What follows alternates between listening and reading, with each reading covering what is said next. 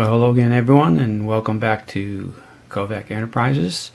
On the bench we are going to work on the Jurassic Park Tyrannosaurus Rex from Lindbergh. This kit, once it's completed, is going to be over 20 inches long and 9 inches tall. We'll just take a quick look on the box here. So got a real nice cover looking to it, and we'll take a closer look of what the completed model looks like on the side of the box in the different poses. Here's one there, and that profile. And of course, when we turn around to the other side, these are some of the other dinosaurs that is promoted by Lindbergh. We have the Stegosaurus, Hydrosaurus, the Spitter, which is the Dilophosaur, and of course the Velociraptor, nicknamed Raptor. So that's a continuation of the Jurassic Park Dinosaurs collection series. And with that being said, we will go ahead and take a look inside the box and show you some of the parts, and we'll go through it. So stand by, we will be right back. And we're back. And to start off the out-of-box review, we're going to go ahead and take a look at the Lindbergh instructions. It's pretty basic, so let's go ahead and bring that into the picture. It basically gives you, first of all, a little paragraph of the Tyrannosaurus Rex. It's very kind of generic, just stating that the most ferocious of all dinosaurs, the Tyrannosaurus is the classic bloodthirsty carnivore. T-Rex stood about 25 feet tall and 40 feet long, with a head that measured 4 feet in length, huge powerful jaws, and a foot-long teeth that were serrated to slice through flesh. It could swallow a whole man whole. The T-Rex reigned supreme. So that's your little generic paragraph of the T-Rex there. Basically, it gives you a 9-step instructions for this kit. And basically it starts you off with the tail, which comes in 2 halves, the right and the left. And then step 2, of course, is the left body and right body half itself. And then we have the head with neck, the jaw, lower mouth, and upper mouth for step 3. And then we've got the step 4, which is actually just showing you the once they're glued together from step 3 and completing that particular step. And then of course we got step 5, which is taking the 3 upper steps and gluing it all together all at once.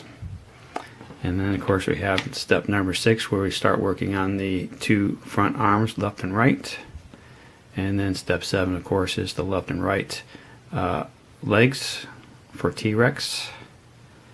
There's that. And then once again we got number 9, which is actually assembling the whole parts together to the main body of the T-Rex itself. So that's it, 9 steps there, very simple. And then of course we go to the back of the instructions, and they do give you a suggested painting guide. And of course it's numbered.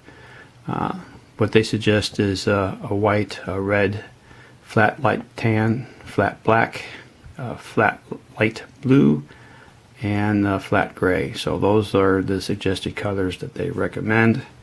But to each his own. I may myself try something a little bit different than what they suggested. So, but that's it for the instructions. So let's get to the parts in the box. We'll start off again here with T-Rex's head and neck. As you can see, nicely detailed. We do have some seams that I noticed going wrong along the back side of his neck here. And let me see if I can bring it in. Sorry for the light, but as you can see, we have the some mold lines going all along the top of his head here as well, along between his eyes as well. So we'll have to be kind of careful and sand that down as smooth as possible without losing the detail. But overall, the details of the head and neck are looking pretty good. So that is the head. And let's see what we got. Might as well go with the lower jaw, as you can see here. And do a quick little rotation around. Okay, so that is the jaw. Next up will be the legs of both the right and left side. This is going to be a two-parter. This is going to probably be the inner side of the leg itself. Once again, you can see how detailed the skin of the T-Rex looks. And once we put some primer on that, it'll probably make it pop a little bit. So there you go. This also is the leg, of course, the outer part. Most of these parts are going to be two-part halves that get glued together. So, but you can see the nice fine detail on that. Most of these parts were broken off the sprue trees, so we'll get those trimmed up and everything and make it look real nice. So there is the leg, and of course the other legs are going to look the same. So next up will be the body, the main body of the T-Rex. So there's one half of the body itself. Actually, we'll turn it around because this part here is going to be where the short legs are going to go, and of course then this is going to be the area where we're going to glue the legs themselves. So that's the main body. You can see again nicely detailed as well. And of course then we can go ahead and take a look at the tail. Here we go. That is the tail of the T-Rex. One half of it. So there you go. And of course we have the other half as well. So there's that. Get a nice kind of close look at that. Alright. This kit actually kind of reminds me of months ago when or last year or so, I did the Dawn of Time Triceratops, in quotation mark, name is Trike. Almost the same assembly instructions where you're putting this stuff together. So a lot of similarities between the Revell's Dawn of Time versus the Lindbergh kit. So there you go. Alright, this is the other half of T-Rex's body. And then of course we have his one foot, three-prong, and nicely detailed as well. So there's that. And then we also have his two-pronged front arms and claws. So there you go. And again, nicely detailed as well. There's quite a bit of flashing and, like I said, seam lines and mold lines and injector pins. So we're going to be doing a lot of sanding and filing just to get it nice and smooth along the way. This is the upper mouth, as you can see, with the teeth. And so there you go.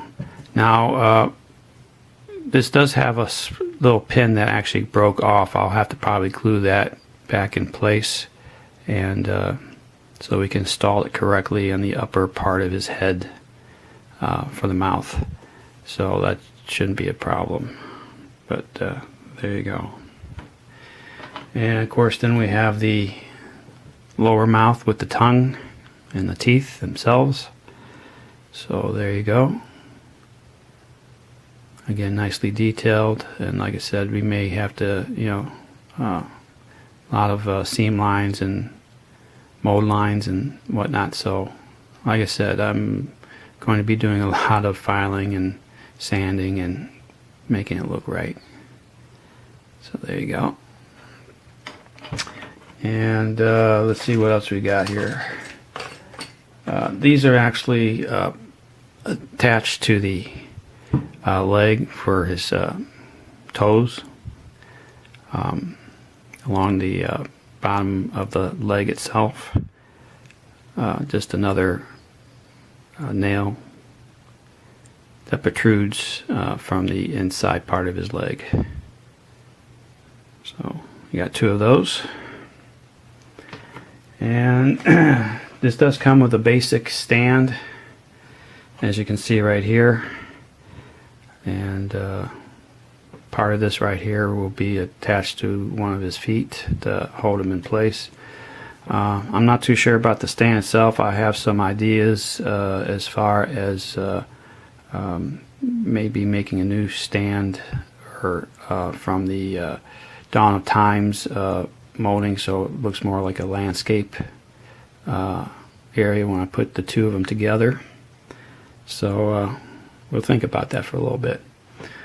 But that is it for the out-of-box review on this. I will get started on this in the next segment, and